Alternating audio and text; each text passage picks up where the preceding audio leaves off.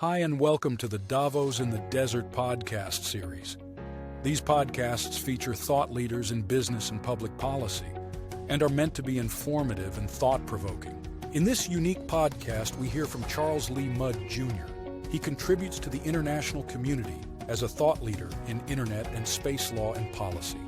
Throughout his law career, Charles has focused on technology and internet law on both a litigation and transactional level. In the litigation context, his advocacy contributed to the development of precedent relating to the anonymity of speech on the internet and other defamation-related issues. From the transactional perspective, his counsel guided many businesses through a myriad of legal issues and helped foster their growth. Without further ado, here is David Waintick, Davos in the Desert CEO and our podcast host. Charles, thank you for joining Davos in the Desert's podcast. Thank you for this opportunity. I look forward to the conversation. So how long have you been practicing space law?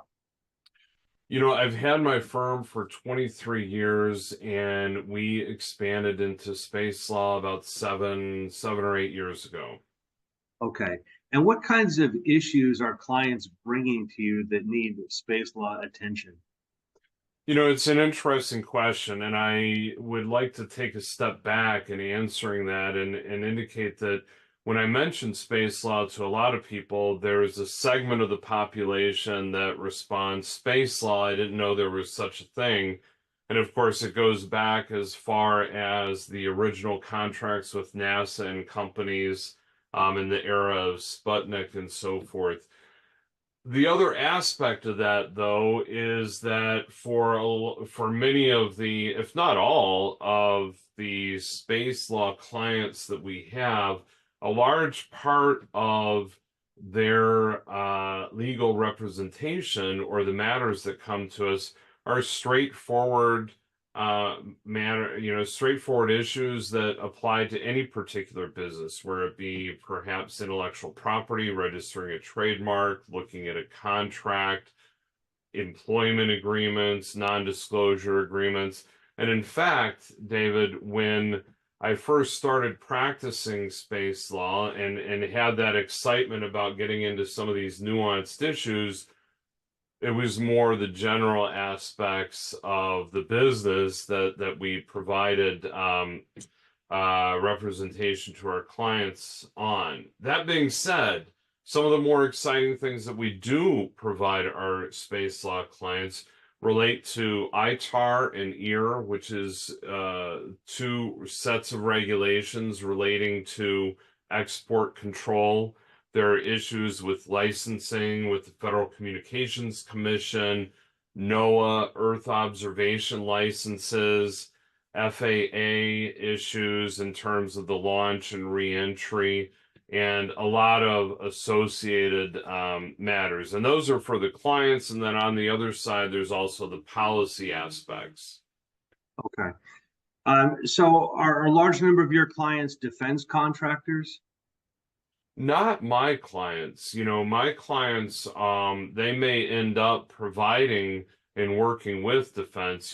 Both NASA and the United States Defense Department have started really building on the relationships with the commercial sector.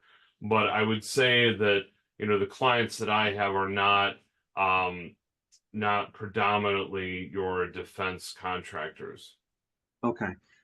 So do you deal with things like liability and insurance with launching rockets and satellites into space? We do. And, most of the clients that Mudd Law has that I work with are not those that, and in fact, I would say that none of the clients right now are those that are providing the launches themselves, but it's kind of rideshare agreements, for lack of a better term, right? They may be using SpaceX or an equivalent payload on those, but there's still launch and so forth issues. And when you get into the insurance aspects of that, it's interesting. There was a situation that we had where, and I was just talking about this on a panel discussion last Tuesday, a week ago, where the insurance premiums, the cost of the insurance for a launch may be so high that there's basically an agreement between the parties, a no fault agreement, where they're saying, look, we're all sharing the same risks on this launch. Let's just agree not to sue one another should something go bad. On one hand, that's advantageous in the sense that nobody's having to pay a prohibitive insurance premium. On the other hand, in representing my clients, you're depending on the competency of every other payload company, right? You're depending on the fact that they're not going to do something, or the launch provider is not going to do something that could jeopardize millions of dollars and potentially years of research. Does that make sense? Yeah, so some of the material launched, some of the launches themselves may not be insured. In some particular relationships, right, that there might not be insurance covering certain aspects of that. Okay. Now, And then, what SpaceX has and obtains, or other actual launch providers, I'm not privy to on what they have. I'm just talking about the specific relationships that our clients might have with other payloads and so forth. okay. And what kind of intellectual property issues arise? Well, you've got your run-of-the-mill, I mean, you have trademarks, you have trade secrets, you have, um, not probably not so much copyright unless there's code and specific aspects of that. Certainly patents. So those are the I would say, actually, as I'm thinking about it and answering your question, there could be all of the four main types of intellectual property involved. Again, that's copyrights, trademarks, patents, and trade secrets. And the difference, of course, between the first three and the latter are that copyrights, trademarks, and patents are public knowledge. It's out there for people to see and understand, whereas the trade secrets are keeping that proprietary information limited to certain people, those in the need to know. Where the issues might come up is, of course, patent or trademark infringement, copyright infringement, but you might have issues where, for example, certain companies that have to interact with one another, or the hardware needs to interact with one another, particularly as we move to an ISAM, ISAM expands, where that's providing services in situ and so forth, that you're going to have that interaction and the use of the technology. And so there might be non-disclosure agreements or certain aspects related to that. Okay. So I guess this is a hard question, but if there was infringement in space or on the moon, or maybe on Mars someday, I suppose it'd be very hard to detect that infringement. Very few entities have a presence in space. Hard to detect infringement in space. And if infringement was detected, which law would govern? That's a tough question, but do you want to try that? Yeah, sure. So, there is one of the outer space treaties relates to the liability convention, or is the liability convention, and that document provides a mechanism to assess liability more for collisions or circumstances similar to that occur in space, sometimes where a space object comes to Earth. So there's a set of dealing with those particular issues. But relating more to your question, in terms of the liability, detecting an infringement, who would be responsible, that would, again, I think, depend on one, we'd start with the contracts that the parties had, so that if the infringement was occurring by company A that had a relationship with my client, then we might have a contract that already governs how to handle that situation. If it's somebody that where there's not a contractual relationship, then it depends on the nature of the infringement and whether there might be some applicable intellectual property treaty like that we could appeal to. But at the end of the day, if I have a client from, let's say, the state of Illinois, and there's a company from some foreign country that is infringing my client's intellectual property, I'm going to probably start by filing suit in the United States and argue that our intellectual property laws, apply. And you get the same kind of issue a lot of times here terrestrially in the United States, where there might be knockoffs or infringement of products and so forth by kind of rogue companies and rogue countries.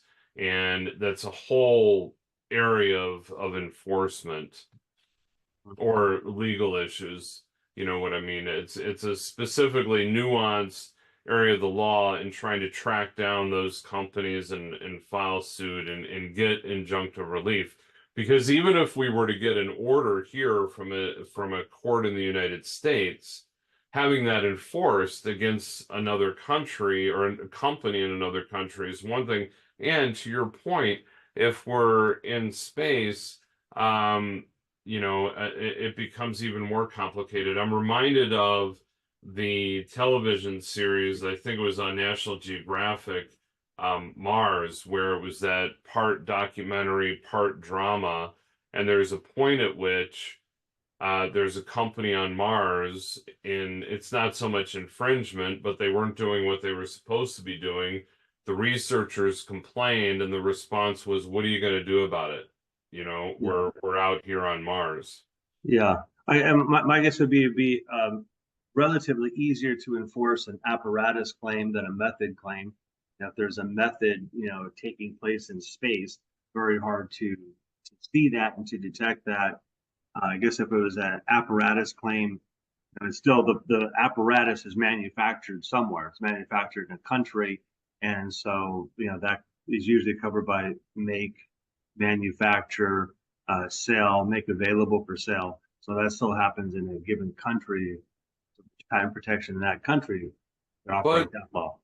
But I'll push back on 2 points. And one, as we do move, as ISAM more develops that service and manufacturing in space, what jurisdiction does apply when you have manufacturing in space? If it's on the ISS, which, that's one thing, that's more scientific and research space vessels, so that would probably not be applicable. But you have your international component to that. If there was a similar space station, for example, where manufacturing was done, perhaps there are rules and so forth on that. But if it's just manufactured within orbit, there are no defined country boundaries, and so that is where it is an interesting question.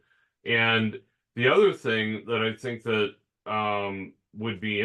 is interesting and needs to be worked on is the fact that as we do move more to space and commercial operations in space, there needs to be some consistency in the component design, in the processes and so forth. So it's going to be a balance between protecting the proprietary nature of the intellectual property and allowing the similarity enough so that the components can interact with one another. Does that make sense? Yeah, that's great. So where does space start? Is it a given number of miles above the Earth? Yeah, that's a really good question. Well, there's so many different layers, right? There's in many presentations that I've given, there's a great diagram with all the different layers, and from a atmospheric perspective, right? And then you've got, once you get to a certain point, you've got near Earth orbit, low Earth orbit, middle, MEO, and then GEO, and beyond, when you get into the Lagrange points and so forth. But I would say from a legal perspective, as soon as, and I don't know the exact point that you'd say, all right, we're no longer in the United States, we're no longer in its contours and so forth. But I would imagine, for argument's sake right now, that when you get certainly into near Earth orbit, that you are no longer in the jurisdiction of the country below you, because you're moving so fast anyway. But that's a good question, and I don't know the specific what the specific answer would be on that. Okay. Well, you mentioned manufacturing. So my understanding is there's some pharmaceutical, at least research going on in space, and maybe some manufacturing as well. But maybe fill us in a little bit more on that kind of. I mean, you are correct in that there is that research going on. I'm not particularly privy to the nuances of all the different research that's going on, for example, on the ISS that might go up and so forth. But it's a great opportunity for companies, for schools, students to have their projects go up and spend time, for example, on the ISS. There might be other situations where a particular product, or let's say a pharmaceutical component, is sent up or just used on a balloon height to get, to do experiments in that regard. And that even goes down to the local high school level, where you're allowing where you have all kinds of experiments across the world. Okay. You mentioned ITAR. Maybe explain, what the definition of ITAR is and what kind of space-related issues arise in connection with ITAR. Yeah, so ITAR, these are United States regulations. ITAR is the International Traffic in Arms Regulations, and it's probably the more severe or stringent between it and EAR, which is the Export Administrative Regulations. But essentially, ITAR, when you hear international traffic in arms regulations, it's a misnomer. Somebody or some company might erroneously believe that it relates only to arms. And if they are not dealing in arms, they might think it doesn't apply to them. But I think the technology the technology and information about the technology that's encompassed within ITAR is quite vast. There are very broad categories, and then you narrow down. And so any company engaging in high technology, such as in the space industry, really does need to have an ITAR analysis. Now, some of the issues, what does that mean? Export control and so forth. It's relating to the sharing of information or technology with a non-US citizen. So 2 US citizens working for a company, no issues. You really don't need to worry about ITAR. As soon as you are wanting to have customers from outside the United States, you've got ITAR issues. Does the technology or the information about the technology fall within one of the ITAR categories, and how do you deal with that? Typically, what you might try to do is obtain a license specific to that technology and information, so that you can share the information for that purpose. When I'm saying information and technology, or information or technology, if I build a technology, I'm going to use this example. It's certainly not anything significant, but it's kind of, let's say it's a rocket ship as opposed to a pencil holder. This is the actual physical technology. And so if I share this with somebody that's a non-US citizen, I need to have an ITAR license or be covered in that context. The information related to it would be the plans, the design plans, and so forth that are going into the manufacture of that. So one is the physical technology, and two is any information related to that. Another context is a company within the United States hiring an individual that might be here on a green card, that's a non-US citizen. You then end up needing to have, I guess the equivalent would be firewalls to ensure that the non-US citizen does not get exposed to or come into, can get his or her hands on that information and technology that would fall under ITAR. But let's assume that the technology does not fall under ITAR. Does that mean our inquiry is over? No, it's not. Then we have to look at ITAR to see if it falls within that category as well. And I love getting into the nuances of those regulations. I think it's fascinating. Most of my clients find it a pain. What was the second body of laws you mentioned? ITAR? Yes, the export administrative regulations. Okay.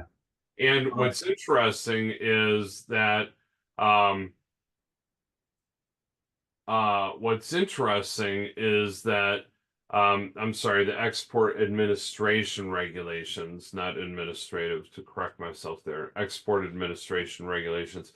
What's interesting is ITAR falls under the Department of State, and then ITAR, the export administration regulations, fall under the Department of Commerce. So same kind of aspects in export control, but they're related to two different departments.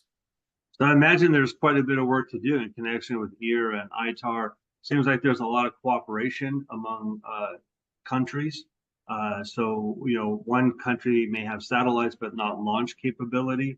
So, there needs to be some cooperation, and anything like that could have some kind of military application. Absolutely. And again, it's not even that it has a military application, I mean, there are clearly things under ITAR that they're absolutely, you look at the description, it's completely military, but you're right. I mean, it could have a military application, but it doesn't really even matter whether it could or not. It's whether the technology that falls within the categories of the regulations. And then that's where the analysis begins, is what the technology is and whether it falls within these categories. But you're absolutely right. And I would argue that many people believe that the United States, to really remain competitive, needs to loosen the export control regulations through ITAR or ITAR, or make it easier for there to be cooperation among companies, among parties, so that you can facilitate that international commerce that's developing. I mean, there's an argument at the same time that the United States is a predominant player, and so it's not likely to be diminished significantly should these regulations not be loosened or at least less strict. But nonetheless, I think that by having companies need to go through these processes, these analyses, it does slow things down. It does inhibit the progress and cooperation among international companies. Okay, and going back to our discussion when we were talking about where space begins, what does the governing law say about a situation in which an adversary would have a satellite, or maybe even something more threatening to a country, like a laser? If they have that sufficiently high up in space and it doesn't really touch the country's laws. To give you an example, if Russia or China had a satellite high above the United States, what does the governing law say about the United States' ability or rights to move that satellite, to shoot it down, to defuse it, to neutralize it? There's really, I mean, you're not going to be able to shoot somebody's satellite down because it happens to orbit. Um, Although, we did have that situation not too long ago, right? Where there was it a Chinese balloon that went across? But that was, it was a balloon, it was a spy balloon that was going across a satellite that is orbiting, let's say low Earth orbit. I can double check this. But my position would be that you're not going to be in a situation where you're going to be able to shoot down or target a satellite that is orbiting at that height. Because low Earth orbit, you're going about 15,000 kilometers an hour. You circumvent the globe in an hour and a half, and the amount of time that any one object is over, let's say, the United States, or even even more so over a country in Europe, is going to be like a country in Europe. It'll be a blink of an eye, exaggerating a little bit, but certainly. If there was something, a balloon, that again, that goes to that question, what is that jurisdictional height? And I'd love to see if we could find that out while we're on the podcast here. But a balloon, very well, but an orbiting satellite, I don't think you're going to be able to do anything. It would be more kind of a diplomatic aspect and asking, what was your satellite doing and so forth. Does that make sense? And Yeah. I wish I had more of an answer to. Yeah, that's fine. This is a very difficult area. You should be applauded for being a pioneer in learning about space law and educating us on space law. It's probably not completely formed, so it's probably pretty fluid. But anyway, I've heard situations where satellites have been blinded. One country can blind another satellite's ability to view and use its sensors to capture data and photos beneath it. Anyway, maybe a different question. Maybe we can talk a little bit about colonizing different planets or the moon. So what is the governing law? If the United States was the first country to land on Neptune, does that mean the United States has sovereignty all the whole planet of Neptune, or is it a certain mile radius, or how does that work? I'm going to answer that question, but really briefly, I'd like to step back. And the one exception on the satellite balloon example that we were just talking about is geostationary orbit, which, is basically above MEO to where there's a satellite in a fixed orbit. It's still orbiting, but it's at a fixed location so that as Earth moves, it follows along. So that if there was a geostationary satellite above the United States, it's going to stay above the United States as the Earth, turns and we orbit. So there's an argument then that, we said balloons, yes, low Earth orbit satellites, no. There's an argument that a country might have more issues with the geostationary orbit, let's say from China, hovering over the United States. Turning to your issue and questions on Neptune, this harkens back to the first Outer Space Treaty. And what's interesting is the Outer Space Treaty gets a lot of its genesis from the Antarctic Treaty and how countries were going to use and work together on the land around the Antarctic. So we have the Outer Space Treaty, and if I'm remembering correctly, 1967. So almost 60 years. That treaty provides that all the moon and all celestial objects, which would include Neptune, includes asteroids and so forth, are the province of all, I'm going to make a change here, humankind. And so the argument is that no one country can lay claim to any celestial object. And that's even if, if we have a lander still on the moon, we don't own the land that the lander happens to be on. We can't own any part of the moon. Now, what's interesting, David, is that the moon agreement that came along in about 1984, of which the United States is not a party, and in fact, most countries are not a party to the moon agreement. The moon agreement extends the principle from the Outer Space Treaty. Again, Outer Space Treaty saying the moon and all celestial objects are the province of all humankind, so no country can privately own any part of that. The moon agreement extends that to include anything acquired from those celestial objects. So that if we were to go to the moon and we bring back moon rocks, province of humankind. If we were to extract regolith, or we found an asteroid with a particular mineral, province of all humankind. And that is why most countries step back. And in fact, there are a few countries that have laws to the contrary.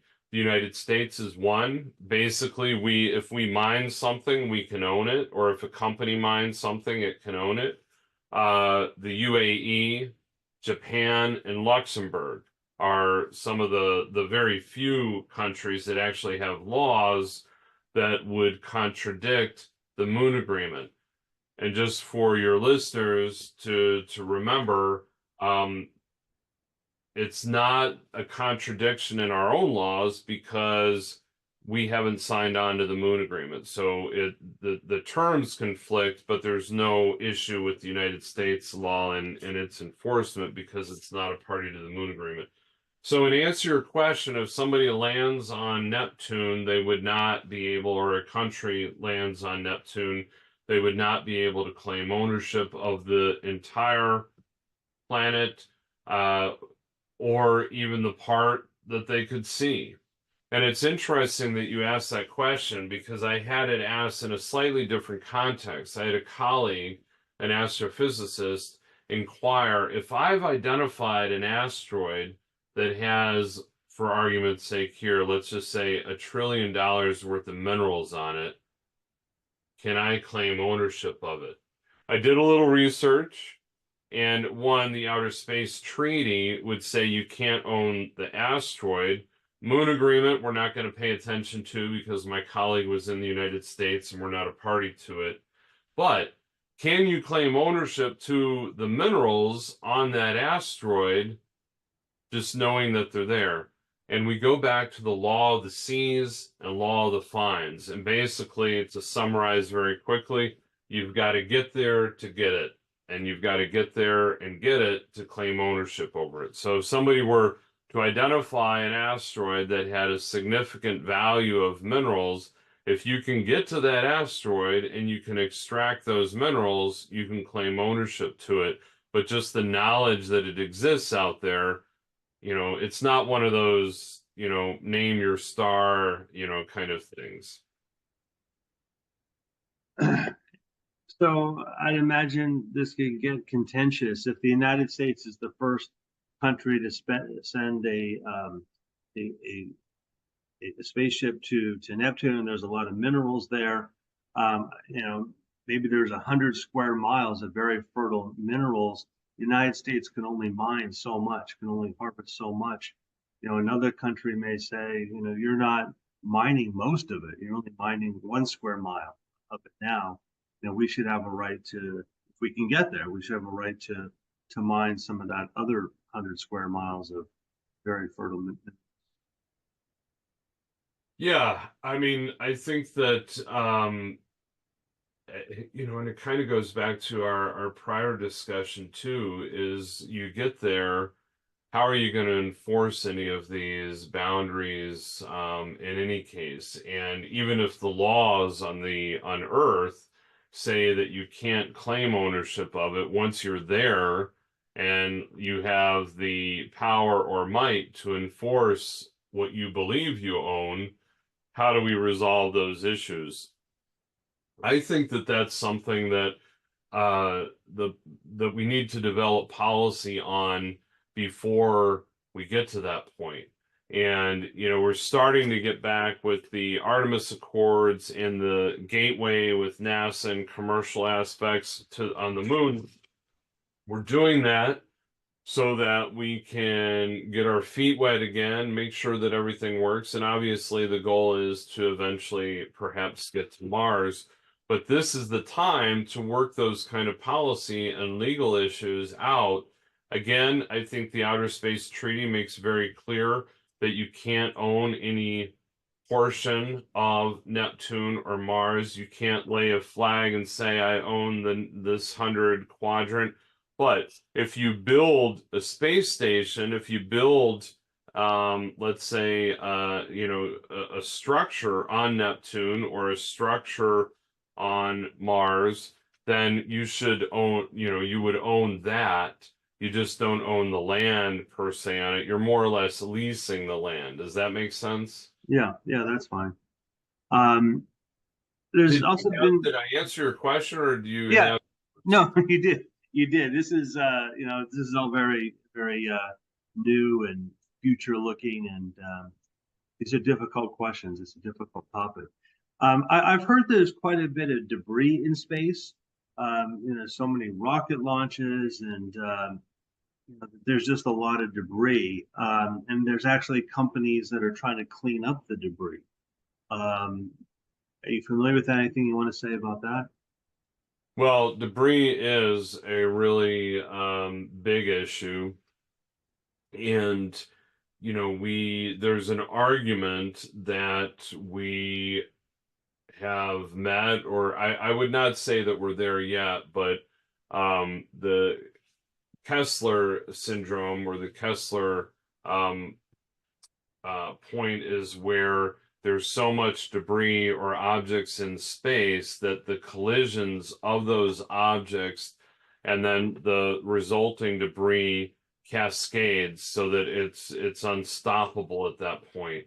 And that is why people are waking up to the real need that we do something about that and try to remove space debris. Under the international definition, really anything that is not operational is space debris. So even a satellite that has been defunct but is solid and all in one piece, that is space debris. The amount of space debris objects out there, vary obviously from the large to the small, but when you get to the small, they're just millions of pieces. And again, when we were talking before about the speed in low Earth orbit, things orbiting at about 15, 17,000 kilometers an hour, that's a significant impact. The ISS is impacted by space debris. We already have a situation where the ISS has had to maneuver out of the way of satellites to avoid collision. And so we really are at a crux to where we need to start removing those objects from space safely. There's a couple different theories on how to do that. One is to have them burn up in the Earth's atmosphere. And, under the rules, the FCC rules right now, end of life, the time in which things need to burn up from the point that it stops being used to end of life is 25 years, or was 25 years, which is a long time. But when there weren't so many objects out there, it might not have been such a big issue. The objective is to get that down to 5 years or lower, so that we can control the amount of objects in space. It's a great opportunity for commercial endeavors, commercial enterprises. One of the issues, though, is how to safely get to that debris, because most of the time you're wanting to avoid the objects in space, right? You're wanting objects to avoid one another. And here that would be the reverse. You'd want to be getting close to those space debris objects, capturing it. Some have proposed nets, other various forms. And again, one is to have it burn up in the Earth's atmosphere. The concern is what happens when it doesn't. We just heard reports about the ISS shooting off some of its garbage, thinking that it would burn up in the atmosphere, and one piece went through a house in Florida. The other is to push it out into the graveyard, basically make it somebody else's problem, right? Is to push it out far enough that it's not going to interfere with the orbits of any other objects. For me, the better approach is to burn up in the Earth's atmosphere, but at the same time, like even within low Earth orbit, you've got the orbits at the different kilometers, and low Earth orbit has quite a range. And so, is it going to be, let's say that we did want to get something from low Earth orbit to the graveyard, or from the higher level of low Earth orbit and burn up in the Earth's atmosphere, the more that you have it traverse that very populated area of LEO, the more risk that you have of collision. So there's a lot of balancing factors here. And again, the companies that are devising the technologies need to be very careful that when they do get close to that object, that they're not going to create a situation that compounds the problem, because it could be catastrophic, right? The other interesting point on that is that somewhat relates again to the law of the seas and law of the finds, is just because it's a defunct satellite, or just because it's a defunct piece of space hardware that's orbiting and nobody's using it, does not mean it's up for the grabs for anybody. The country from which that originated still claims ownership, or can claim ownership over that space hardware. So it's not as if a company can just go up and start collecting things without discretion. They need the authorization of the owner. And then, of course, they need to be very careful, as I've said, about approaching that with the appropriate caution to ensure that they're not going to create a bigger problem. Right. Well, that was very interesting. Yeah, I guess an aggressive debris collection company could, just take other countries' satellites and so forth, claiming that they believed it was debris when actually it was functioning very well. Yeah, and like, a law school exam, which obviously a lot of times the law school exam questions try to think of the most outlandish hypotheticals and have the students explore them. One in that situation is, what happens with a company from the United States that launches a capture vehicle, goes up and is attempting to capture a defunct satellite. And while that happens, a piece of equipment flies off and hits a Russian satellite that knocks that out of control, where it then collides with, let's say, another satellite, and there are pieces coming down to Earth. What happens? What is that liability? And that, going back to one of your earlier questions, that we do have the liability convention for. So that would determine in that circumstance, but it would be all these chain of events we'd have to trace back. And hopefully we don't have that happen. But those are the kind of things that people need to think about. Okay. And is there anything you want to say about the effects of satellites on astronomy? Yes, I love to talk about that. And that actually, David, it's interesting that you bring that up, because how I ventured into space law arose from my desire actually to do something, a hobby, outside of the practice of law. And it was either going to be playing the cello or taking astrophysics classes. Astrophysics won out, so I enrolled in a program at the University of Chicago, graduate student at large program. And as I was taking that first astrophysics class, which was on galaxies, it was a graduate astrophysics class, a colleague of mine from Houston called and was looking for work. She had previously worked for the firm, and it just, a light bulb went off. Houston, NASA, I'm studying space. let's expand into space law. So that was the genesis of my practice, or starting the practice into space law. And over the years, I've maintained my strong relationship with the astronomy and astrophysics community. I'm a member of the AAS. And when SpaceX launched its first set of 60 Starlink satellites in May of 2019, astronomers woke up to realize that there was going to be an issue with respect to streaks across the optical observations. So in astronomy, we have the optical, which is typically what all of us are used to with looking through a telescope, seeing what's in the night sky. But there's also radio astronomy that basically pulls radio signals and is able to understand more of the cosmos in that regard. So they soon realized that the satellites that were being launched were reflective enough that they would have streaks going through the optical observations, and there were concerns as well that the radio frequencies would interfere with the ability to conduct radio astronomy. To give your listeners a bit of context, at about that time in May of 2019, there were around 5,000 total satellites. There are now, I would bet, I haven't looked at the number lately, but I would bet there are now more than 10,000, just above 10,000. And the majority of those are from Starlink and SpaceX. So what started as that first set of 60 in May of 2019, they now have probably more satellites. That SpaceX has more Starlink satellites in orbit than all of the other satellites combined worldwide.